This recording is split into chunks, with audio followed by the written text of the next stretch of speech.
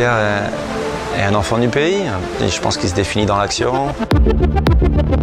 Pierre, c'est un garçon qui est très discret, qui est très humble. Il laisse parler son surf pour lui, quoi, en fait. Pierre ne raconte pas l'histoire, il préfère faire que dire. Il a exactement le même spirit que nous. Mais la race, c'est sa famille.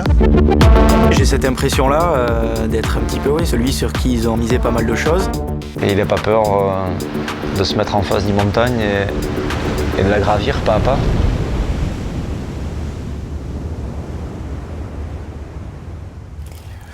Ok, on est bon là. Est-ce que tu veux du miel? Tu peux tirer maintenant. Tire ça.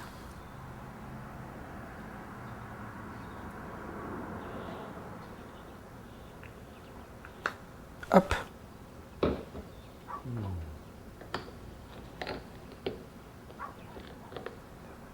Tu visses? Visse, là tu dévisses. On est bon? C'est bon, je fais ça.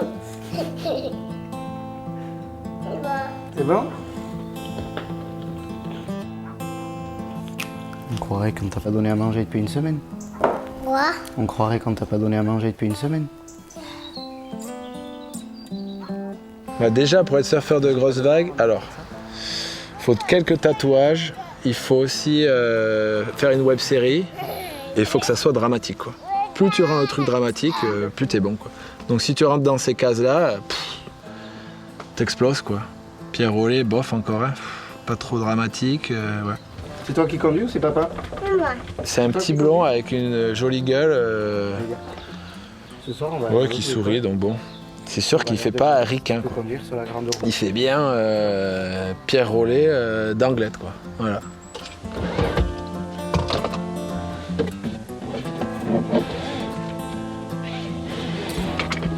T'es prêt, Lolo? On y va?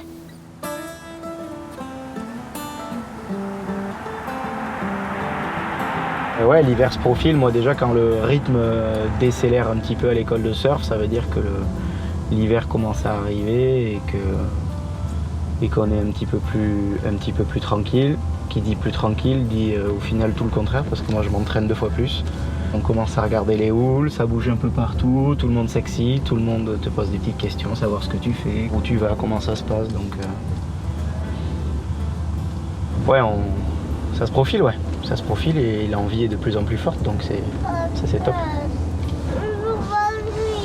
Tu veux conduire? Oui. Ah mais tout à l'heure, non? Mais je crois qu'il y en a déjà un doudou là dans le sac à dos. Oui. Et tous les jours, si t'amènes un doudou, Moi, non? dans la l'école. Allez, viens. Dans la l'école. Tu vas à l'école? Allez. Pierre a effectivement un parcours qui n'est pas unique, mais qui est particulier par rapport à une majorité des surfeurs de son niveau. Son job, c'est d'abord son école de surf.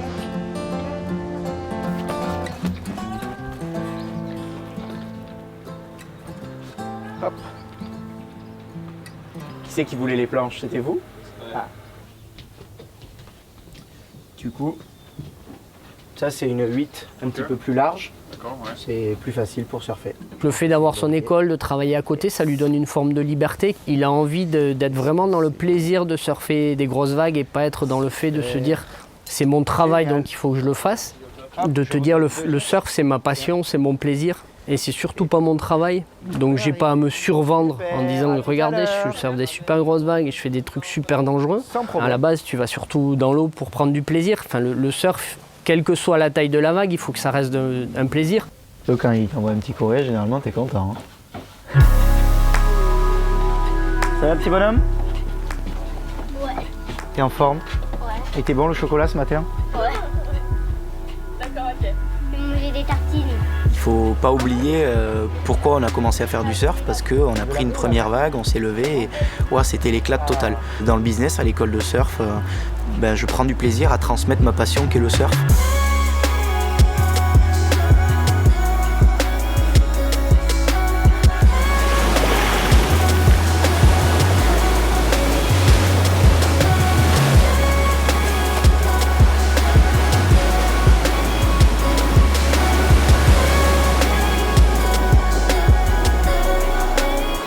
pense que c'est un vrai plaisir qu'il a déjà à faire ce qu'il fait. Puis je pense qu'indirectement, on a dû l'influencer par rapport à ça. C'est vrai que ce qu'on a fait à Bellara, c'était déjà un plaisir que de se retrouver sur ces sessions. C'était presque une fête, quoi.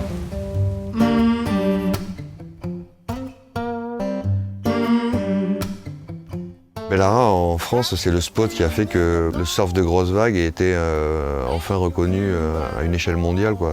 Avant, il y avait des vagues comme Guétari qui sont des grosses vagues déjà, hein, ou Avalanche, ou des vagues en Espagne, mais jamais une vague qui avait un calibre de grosse vague mondiale, quoi. Et Bellara en fait partie quand même. Bellara, c'est sa famille. Il a été couvé par les anciens. Quand il a commencé, il a été très protégé par le cercle Peyo, Stéphane, Éric Rouget, Max Larech. Peyo, Stéphane, Éric Rouget, Seb, Yann ont découvert Bellara et j'ai senti ce passage de flambeau là.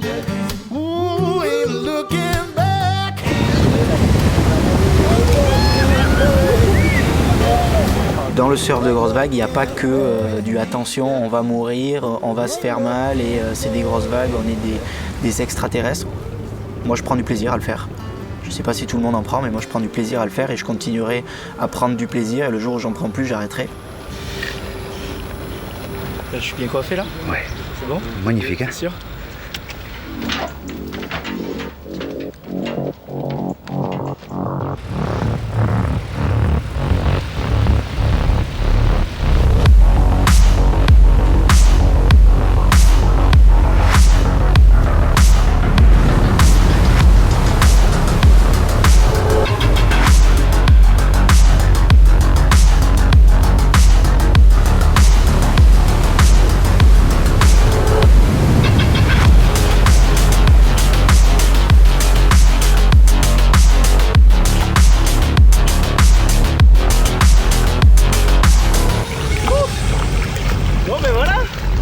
T'amuser dans l'eau, c'est pas un gros mot. Pas dire que tu risques de mourir, c'est pas grave aussi, parce que les gens, de toute façon, quand ils voient les vagues, ils ont complètement conscience que tu prends des risques.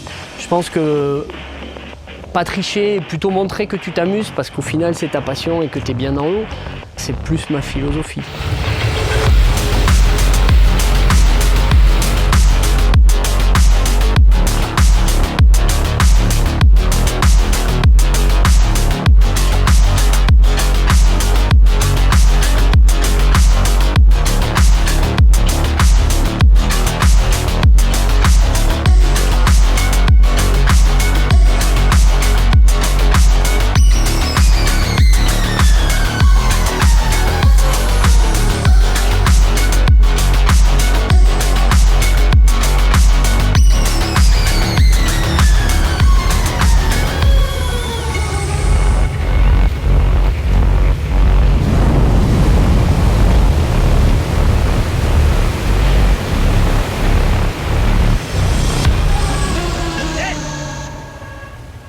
Ce qui m'intéresse dans le surf professionnel, c'est remettre en avant le goût du fun.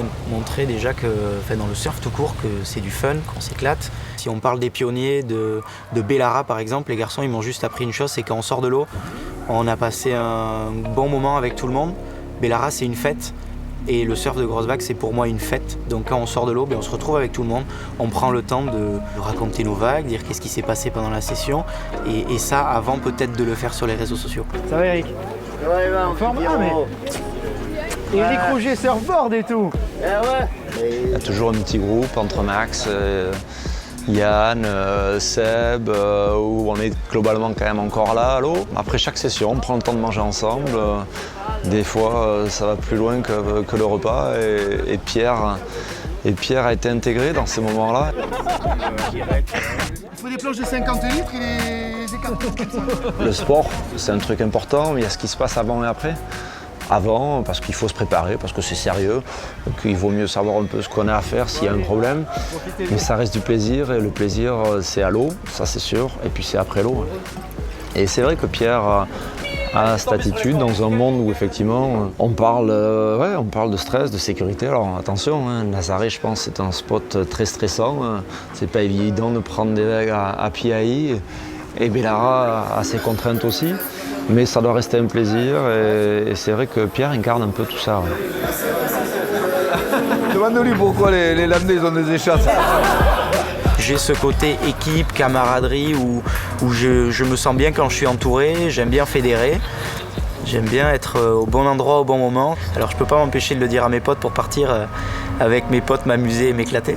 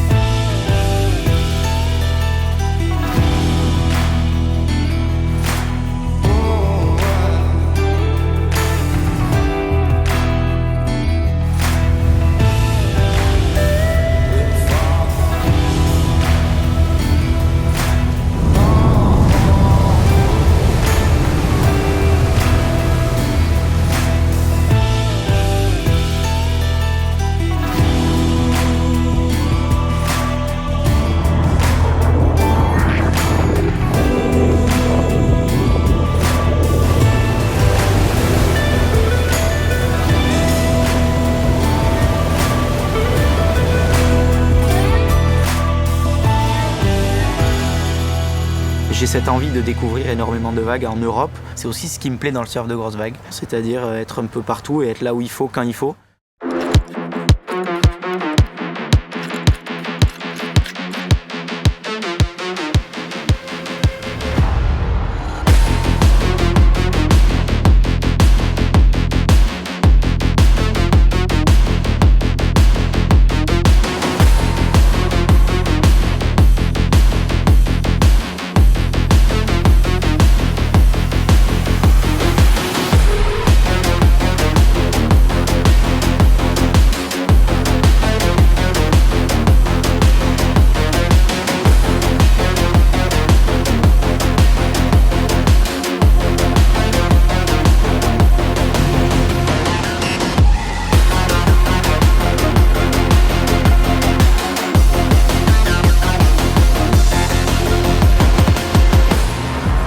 Nazaré, lui, ça sera toujours le plaisir, parce qu'il fait ça pour le plaisir, mais ça reste quand même, malgré lui, du business. Nazaré, c'est devenu le passage obligé. Après, est-ce qu'on veut vraiment se sentir obligé et faire comme Monsieur Tout-le-Monde? Je sais pas. Il y a des pour, il y a des contre.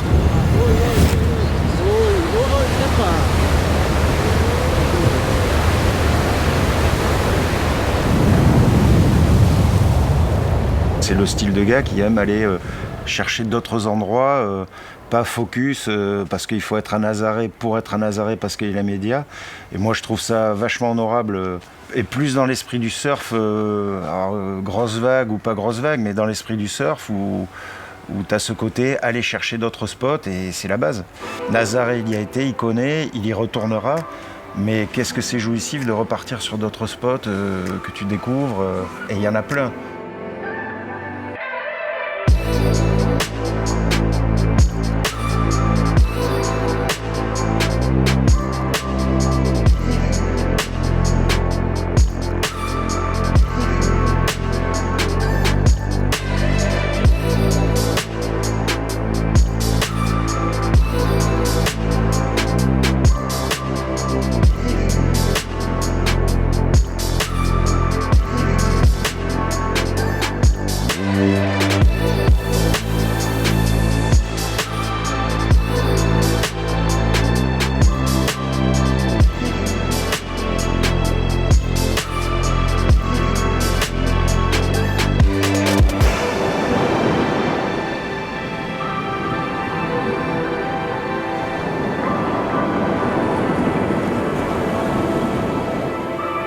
c'est Pierre hein, qui a dit allons les vagues c'est top. Et il avait raison, les vagues c'était top. Good morning, boys. Good morning. How are you? Feeling strong? Yeah. Huge. Is it? Yeah, like this.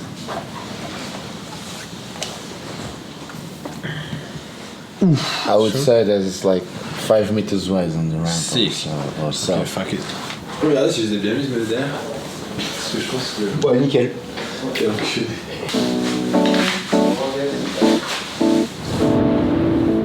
On arrive là-bas, moi je regarde, putain, c'est quand même vénère là, la falaise et tout, putain. Et la roulette, lui, était hyper chaud, et bon, s'il y va, j'y vais, si j'y vais, il y va, donc bon. Bon, alors on aurait peut-être dû regarder un peu plus longtemps comment ça marchait, bon. Les vagues, c'est géant, des tubes immenses, ils viennent de voir un requin. Ok, nickel.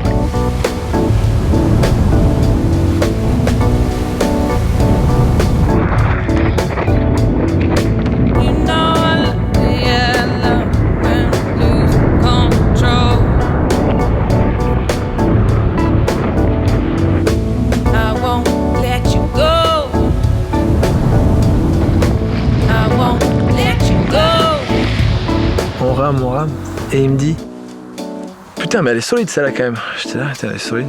Du coup moi je fais 2-3 brasses, bon première ça passe et la deuxième ça passe pas. Moi j'étais devant Pierre donc je regardais dire, j'étais là yes putain moi je vais passer lui après une branlée. Et ben manque de bol, je sais pas comment il s'est démerdé, lui ça a été et moi je me suis fait mais exploser.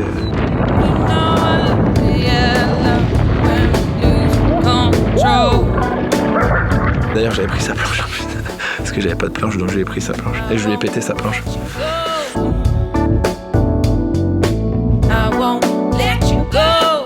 Moi j'ai un peu l'esprit compétitif lui aussi, on se pousse machin à être meilleur et ouais ce jour-là il était très fort, hein. Très fort.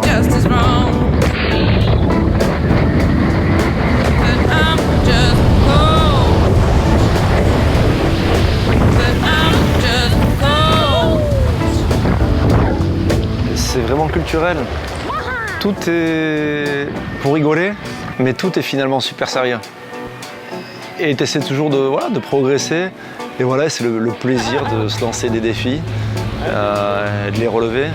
Et je pense que c'est un esprit assez local ici au Pays Basque. C'est jamais sérieux, c'est toujours la rigolade, ça chambre toujours. Mais quand tu es dans l'action, tu le fais à fond. Si tu pars faire du sport avec lui, c'est jamais pour t'amuser. C'est-à-dire qu'il va aller à fond et plus qu'à fond.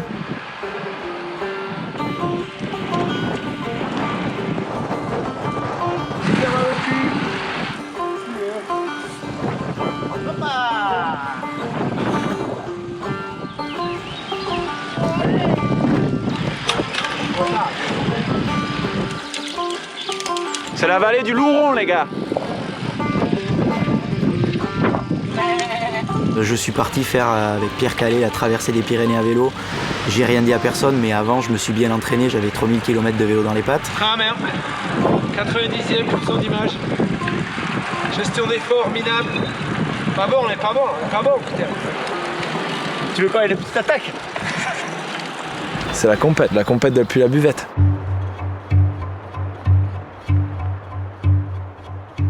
Il y a toujours de la compétition, j'ai été formaté depuis petit.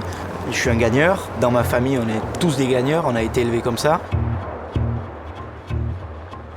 À un moment, il y a une compétition, même si tout le monde est pote, c'est ça qui tire vers l'eau. Tu as toujours le choix de faire les choses, de faire ou de ne pas faire, de participer aux awards, de participer aux compétitions. Est-ce qu'une personne qui aurait ses choix à faire, est-ce qu'elle peut tout faire? Est-ce qu'elle peut vivre sans ces compétitions? Ouais, je pense que c'est faisable, mais en même temps c'est difficile parce que c'est vrai que c'est une manière de se faire reconnaître et on voit aujourd'hui que dans le surf de gros, tous les surfeurs de gros respectés font ces compétitions.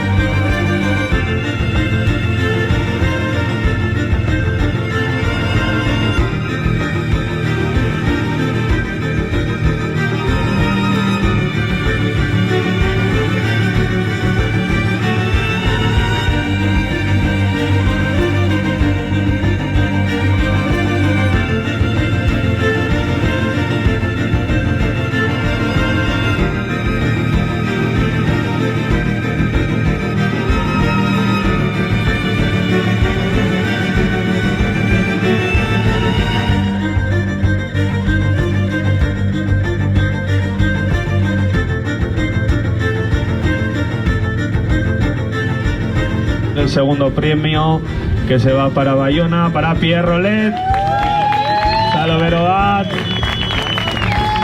très bien, Bagus, great, nice. Sacrée journée.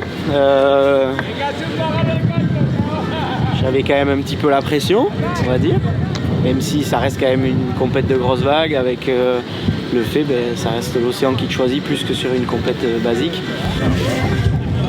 Et une finale extraordinaire avec Lucas Chumbo. J'ai eu un 10 sur une vague, ça arrive quand même assez rarement en compète. Lucas a répondu par un 10, donc c'était bien lancé, il fallait se bouger et puis non, ça l'a fait, je finis second, mais quand je vois, comme quand je parle avec Lucas, il me dit ouais, à la fin je t'ai bloqué, donc bloqué pour pas que je prenne de vague, il restait 5 minutes. Et il me dit mais t'avais le sourire, ça avait pas l'air de te déranger. Et je lui ai dit écoute Lucas, t'es la méga star du moment, t'es le numéro 1 partout, moi si tu me bloques, et donc ça veut dire que t'as un petit peu peur que je prenne une vague, c'est plus une fierté plutôt qu'autre chose quoi. Je me suis vraiment amusé, ouais. Et j'ai vraiment profité encore une fois de la sécurité en jet ski qui peut nous ramener jusqu'au pic pour qu'on puisse prendre... Alors je pense que le but du jeu c'est que en fait c'est peut-être fait pour qu'il nous arrive rien, et moi j'ai cru comprendre que c'était fait pour que je prenne encore plus de vagues.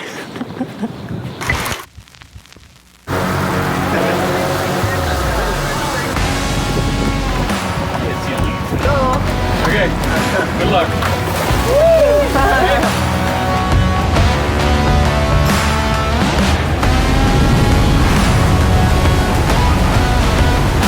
Aujourd'hui, si tu veux être un surfeur de grosses vagues, si tu veux être reconnu, c'est pas compliqué, il faut surfer à Nazaré, à Mavericks et à Jaws. Pour moi, le surf de grosses vagues en compétition, c'est un rêve, et ce serait mon but ultime, être invité au PAI Challenge, la compétition emblématique de surf de grosses vagues à Jaws. Le jour où je vais être invité, si j'y arrive, je vais tout donner et être une autre personne dans l'eau. J'ai cette envie de réussir, et c'est quelque chose qui me plaît, qui m'attire, donc j'ai tout le temps le sourire, et je suis sûr à 200%, je suis complètement drogué à l'adrénaline. Donc dès que je vois quelque chose de difficile un petit peu, ou un challenge que je vais me porter, ou qu'on me lance, ouais, ça me donne le sourire, et ouais, ça en jette, j'ai envie d'y aller à fond la caisse, quoi.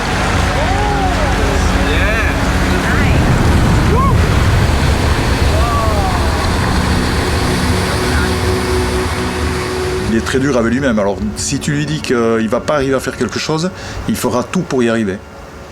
Même si il est obligé de faire encore plus de sacrifices, il fera tout pour y arriver.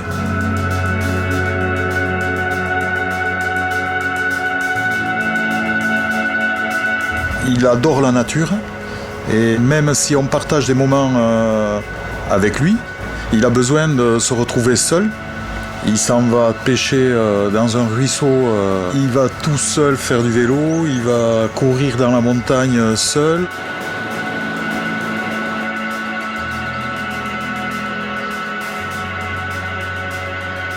J'ai besoin de me découvrir seul et vraiment me rentrer dedans, et surtout et encore plus à l'entraînement, me mettre dans le rouge tout seul.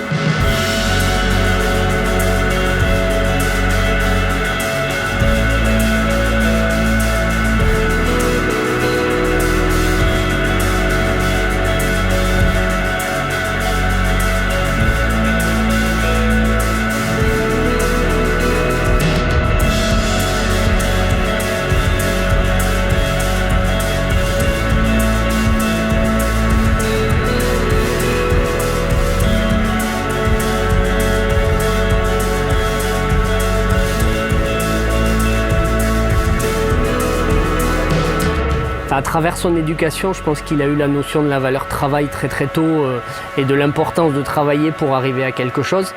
Des deux côtés, je vais avoir mes deux piliers. Mon grand-père côté paternel qui m'a inculqué cette niaque au niveau du sport et le fait de rien lâcher, ça a toujours été un exemple pour moi. Et ensuite, il y a eu mon père, mon frère également au niveau du sport. Et de l'autre côté, mes grands-parents maternels, j'ai toujours eu cette notion de travail. J'ai vu mes grands-parents travailler du matin au soir dans une imprimerie familiale. Et aujourd'hui, j'essaie d'allier les deux.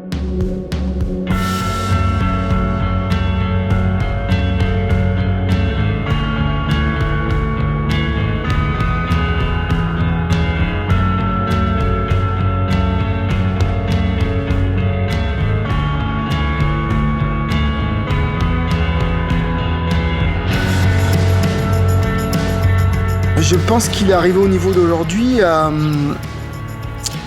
cause de sa, on va dire, de sa ténacité, de sa persévérance à aller surfer continuellement, tout le temps, chaque fois qu'il y a des grosses vagues. Beau temps, mauvaises conditions, bonnes conditions. C'est la persévérance et le temps qu'il passe dans l'eau à surfer des grosses vagues. Il acquiert la technique.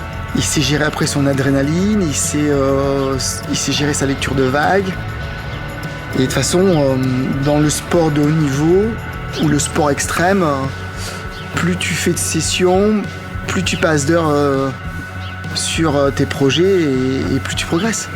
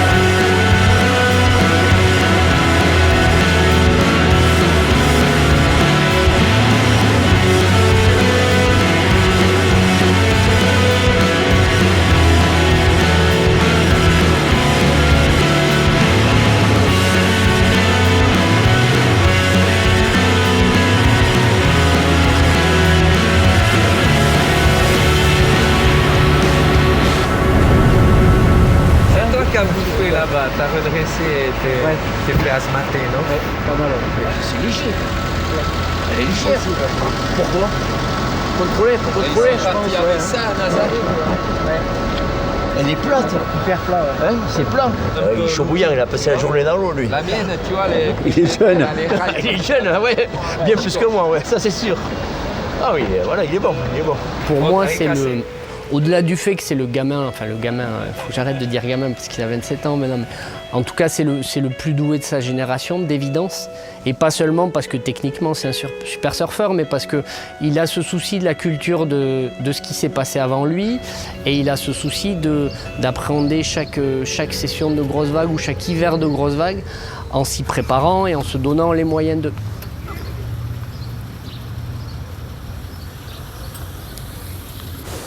Jesus. Far out. Imagine if it hit you on the head, man. Towboard is kind of small and there's a lot of different components like the weight and the speed. I think you're going a lot faster on the towboard. We were thinking at the start going like minigun, and we need like wider board at the back, so we can be more on the back foot when we lose a bit control. You can go on your back foot and after come again. Yeah. So we need like a wider table. And the first one you want to surf like on a normal surfboard on little waves. Yeah. That's what I want to do. Turns? Yeah.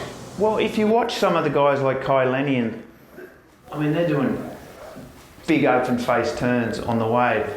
So you want the board to be able to actually come off the bottom, launch up to the top of the wave, turn like you're doing on a smaller wave. So it's got to be able to surf. You're not just surviving down the drop and then coming off the bottom and running into the channel. You're actually surfing the wave. So it's a whole different thing. So we start shaping. Yep. Okay.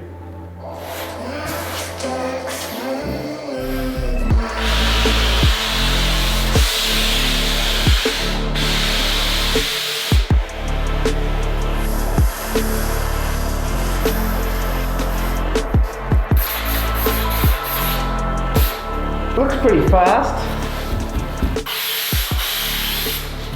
This tuck is pretty important. Kind of want to have it a little bit of a curve on so it actually holds the wave face. If it's kind of too straight up, too sharp, it might spin out, you know.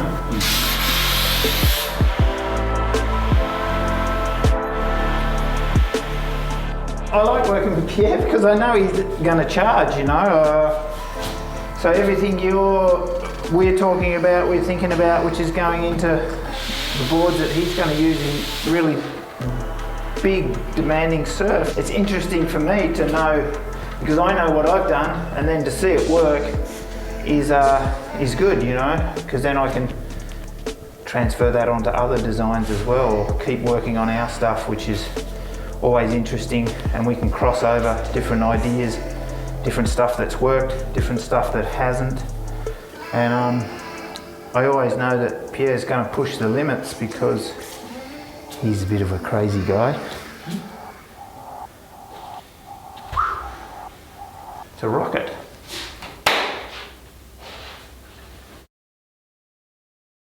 Pierre, il a quand même ce culture de se dire, attends, avant moi, j'ai des générations qui sont passées sur ces spots-là, j'ai une image dans la tête des vagues ou des sessions qu'ils ont pu faire. Et du coup, j'ai ce respect de ça. Donc je montre ce que j'ai fait, mais je ne le fais pas démesurément, je ne me mets pas trop en avant parce que voilà, j'ai ce respect de l'histoire du surf. T'as pris bien quand même. Mais ouais. T'es influençable comme un garçon. On m'a dit qu'il allait y avoir des gens qui ramaient, donc j'en prends un cas quoi. C'est vraiment le dernier recours que je le mets celui-là à l'eau quand même, si je mets le 10-4. 10-4 Enfin, aujourd'hui, les prévisions, c'est ce qu'on disait avec Pierre. Je pense que depuis 2009, on n'a pas vu des prévisions comme ça. Et si c'est la même session que 2009, je peux te dire que moi, j'aurais pas mis un orteil à la rame. Et pourtant, j'aime bien bouffer, mais là, quand même, non.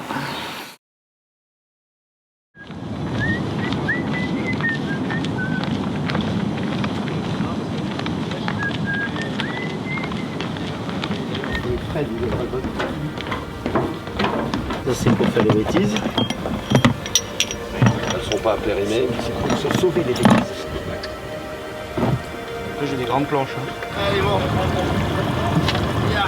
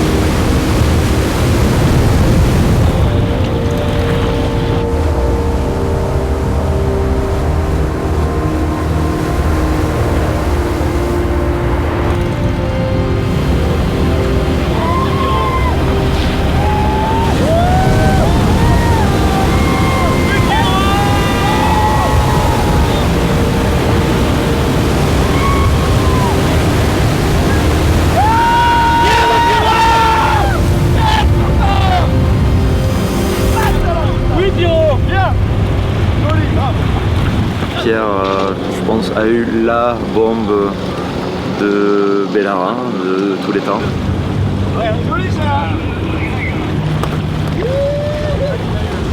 La manière dont il la surfe aussi, parce que c'est une chose que prendre des grosses vagues, il y en a qui ont été prises à Bellara, mais là c'est vraiment du surf engagé sur des très très grosses vagues. Et il n'y a pas grand monde qui est capable de faire ça. Et Pierre, clairement, est un de ceux-là parce que voilà, les 4 ans qui passent là, 4-5 ans qui passent à s'entraîner dans des conditions extrêmes. Et quand il est à Bellara, il est prêt quoi. Donc ça se voit et je suis très content. Pour moi, il fait partie déjà des grands. Il a vraiment amené quelque chose de surf moderne, de grosses vagues, puissant et super engagé, quoi. De toute façon, c'est le patron à Bellara, là, donc il a mis toute son énergie, il adore ça.